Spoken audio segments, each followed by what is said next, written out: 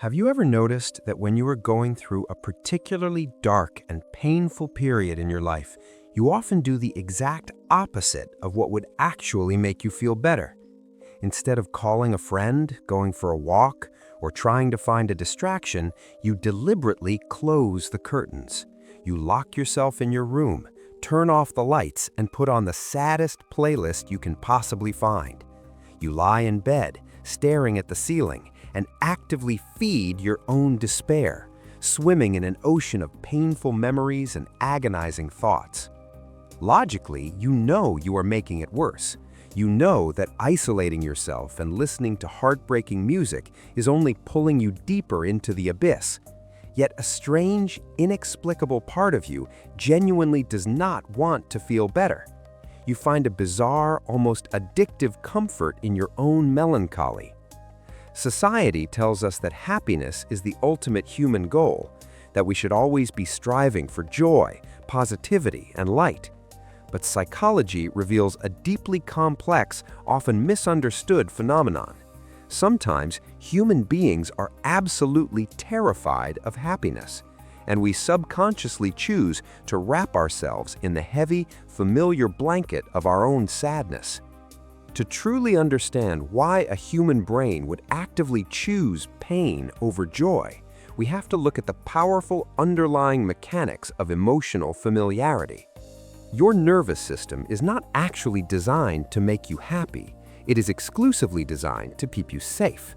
And to your primitive brain, safe simply means predictable.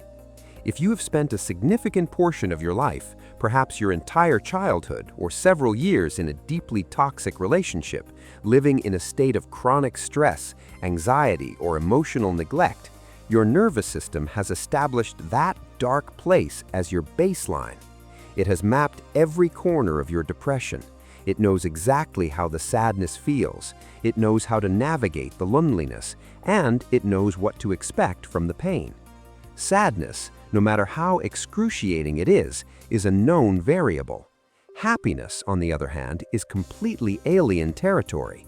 Because you are not used to it, your brain perceives happiness as unpredictable, unstable, and therefore incredibly dangerous. When you start to feel a glimmer of genuine joy, your internal alarm system immediately goes off, warning you that you have left your safe zone and that something terrible is about to happen to balance the scales. This fear of happiness is deeply connected to the illusion of control. Think about the nature of joy. Happiness is incredibly fragile. It relies on external factors going well, on people treating you right, and on the unpredictable chaos of the universe aligning in your favor. When you are truly happy, you are entirely vulnerable, because the universe can reach out and snatch that happiness away from you at any given second. A sudden phone call, a broken relationship, or an unexpected tragedy can shatter your joy in the blink of an eye. The fall from the mountain peak of happiness to the hard ground of despair is a terrifying, devastating drop. But when you are already sitting on the ground, when you have already convinced yourself that everything is terrible and that you are destined to be miserable, you cannot fall any further. By actively choosing to stay in the dark, you are initiating a twisted form of self-protection. You are preemptively breaking your own heart so that the world cannot surprise you by doing it first. It's a defense mechanism born out of profound exhaustion. You are simply too tired to survive another disappointment, so you permanently lower your expectations to zero. This emotional self-sabotage is heavily reinforced by a profound, often subconscious belief regarding your own self-worth. If you grew up in an environment where your needs were constantly ignored, where you were heavily criticized, or where love was withheld, you likely internalized a devastating core belief.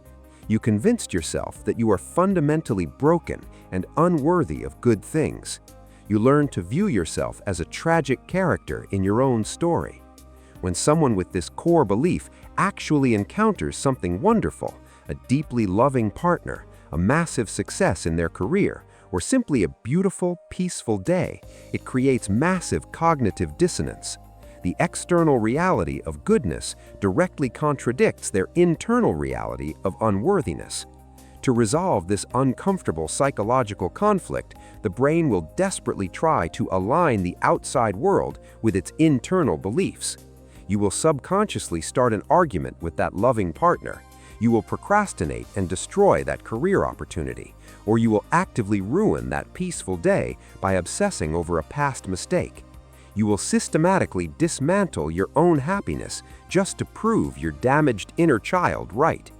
You destroy the light to return to the dark, simply because the dark is where you believe you truly belong. Furthermore, there is a strangely romanticized, almost addictive chemical component to our melancholy. When we engage in deep, prolonged sadness, like watching a tragic movie or listening to heartbreaking music, our brain releases a hormone called prolactin. Prolactin is typically associated with nursing mothers, but it is also released during times of emotional grief to produce a tranquilizing, consoling effect on the body. It essentially acts as a psychological painkiller. When you steep yourself in sadness, your brain is actively drugging itself with a soothing emotional narcotic. This is why a good cry can actually feel incredibly satisfying and cathartic. But when this becomes your primary coping mechanism, you become emotionally addicted to the comforting numbness of your own despair. You stop trying to fix the problems in your life.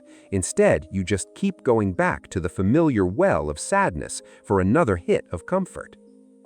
The cost of indulging in this comforting melancholy is absolute devastation. It is the quiet, invisible decay of your entire life. While you are safely hidden away in your dark room, protecting yourself from potential disappointment, you are also entirely walled off from the very experiences that make human existence beautiful. You cannot selectively numb emotion. When you numb the capacity to feel pain, you simultaneously paralyze your ability to feel love, excitement, passion, and turn your life into a flat, gray, endless waiting room. You become a ghost haunting your own existence, watching the years slip through your fingers, paralyzed by the fear of what might happen if you actually dared to let yourself be happy. Stepping out of the darkness and into the light is not just a matter of thinking positive.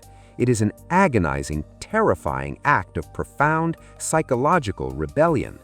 It requires you to consciously fight against the survival wiring of your own nervous system. You have to learn how to tolerate the extreme discomfort of things actually going well. When the anxiety spikes because you are experiencing a moment of genuine peace, you must practice sitting with that anxiety without immediately reaching for a reason to be sad. You have to remind your panicked brain that the absence of chaos doesn't mean a storm is coming. It simply means you are finally safe. You must undertake the brutal work of rewriting your core beliefs. You have to look in the mirror and declare, against all the ingrained lies of your past, that you are inherently worthy of joy. You don't have to earn it through suffering, and you don't have to pay it with future pain. Life is inherently unpredictable, and yes, if you choose to step into the light and embrace happiness, you will inevitably get hurt again. Hearts will break, failures will happen, and pain is inevitable. But hiding in the dark doesn't prevent the pain. It only guarantees that pain is the only thing you will ever experience. It is time to open the curtains. Drop the heavy, familiar blanket of your sorrow and give yourself the terrifying, beautiful permission to finally step into the warmth of the sun.